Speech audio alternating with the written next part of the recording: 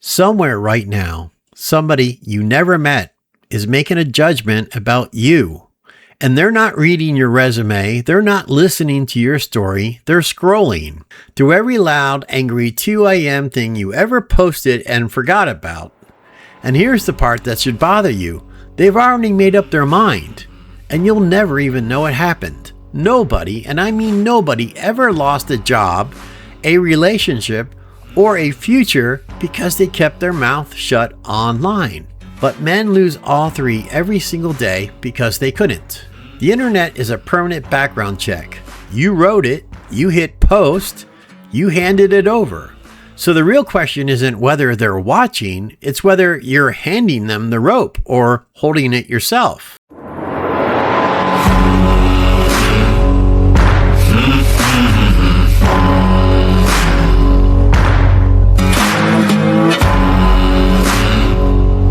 Welcome to The Useful Man.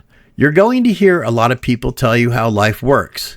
Some will talk over your head, some will talk in circles, some will read you theories out of a book. That's not what you'll find here.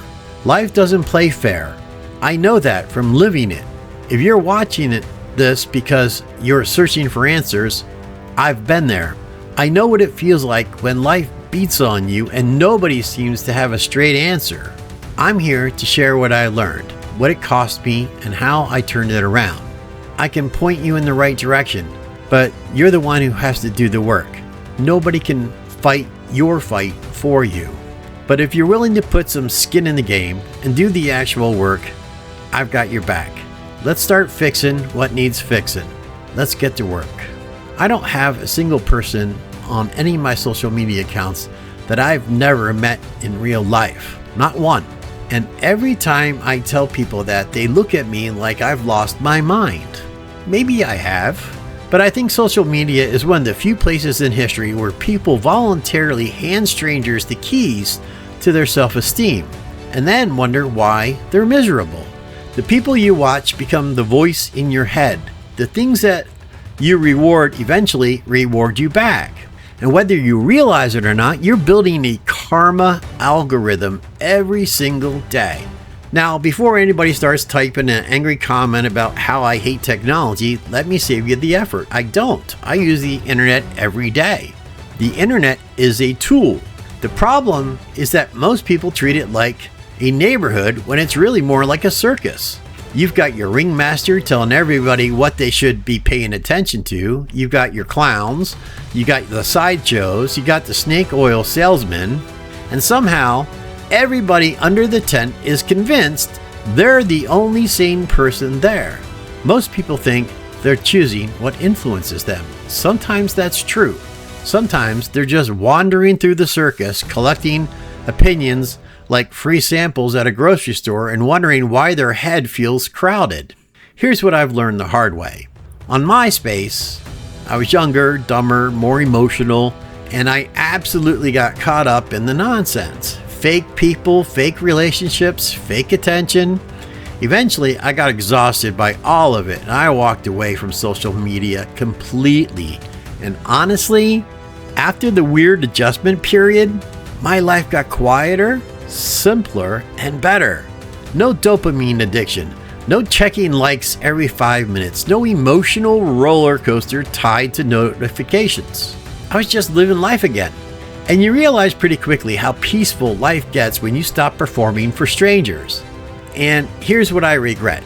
All those years I wasted performing for people who didn't matter. All the energy spent on strangers who wouldn't remember my name.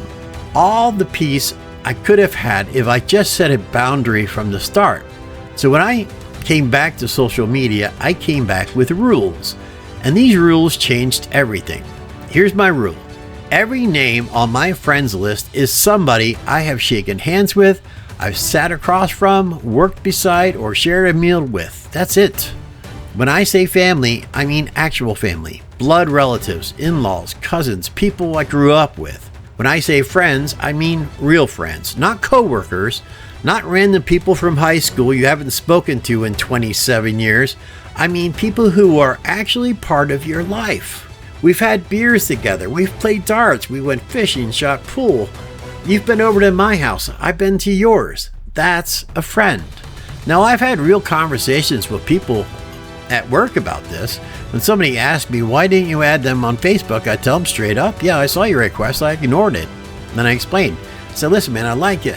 We get along just great at work, but I have rules about my social media. Once we start actually hanging out outside of work, go grab some wings, go have some beers, watch a game, then yeah, now we're becoming actual friends instead of just coworkers standing around the same copier trying not to lose our sanity. And here's the honest truth. I don't know how you act online. Maybe you're completely normal. Maybe every third post is some unhinged emotional meltdown. I don't need that kind of chaos showing up in my life. And my wife has her friends. I have mine. Just because somebody is her friend doesn't automatically make them mine.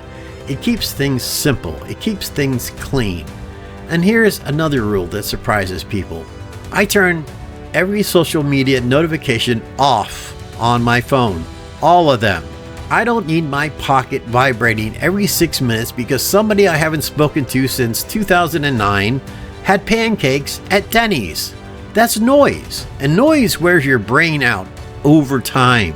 If something is truly important, you already have my phone number. Now let me tell you about the karma algorithm. It's not some fancy computer term, it's a simple idea. Every click teaches the machine something about you, and every suggestion the machine gives back teaches you something about yourself. You click on outrage, it gives you more outrage. You click on fear, it gives you more fear. You click on gossip, and you guessed, it gives you more gossip. And after a while, people start acting like the algorithm did something to them. Maybe, but let's be honest, you taught it first. The algorithm basically is that one friend who keeps bringing you exactly what you ordered even after you should have stopped ordering it. That's the deal you're making. And after enough repetitions, that little feedback loop starts becoming normal. That's the dangerous part, not because the internet is evil, because normal is contagious. You spend enough time around anything and eventually it starts feeling reasonable. That's why I built rules. You need real boundaries online, not fake boundaries where you say you're taking a break and then you're back 14 minutes later arguing with somebody named Superwolf 1876 over lawn signs. I mean actual boundaries. One of the biggest things I ever did for my own sanity was creating rules for social media, and I live by those rules. I'm not a hypocrite about this. My social media pages are for family and real friends, period. And that's it. Here's something else people need to understand. Likes do not equal self-worth. If I post something and 4 or 5 people like it, great, I appreciate it. But I don't need 4,700 strangers clicking a thumbs up button so I can feel important for 6 minutes. That doesn't improve my life. It doesn't pay my bills. It doesn't strengthen my marriage. It doesn't make me a better man. It's fake dopamine. And if your entire self-worth rises and falls based on strangers clicking a button, then the internet owns you.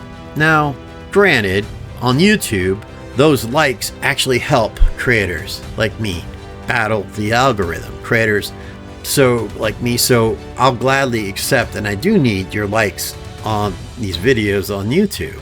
But if you don't set boundaries, the internet can still consume your sanity one notification at a time. Here's what I know.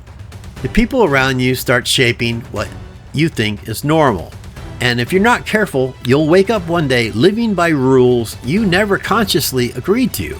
The less access strangers have to my life, the more peace I seem to have in it. That's not an accident. Thanks for spending some useful time with me. I'm signing off now, so remember, don't run with scissors, don't stick your head out of a high-speed locomotive, and for the love of God, no singing at the table. I'll catch you on the next one.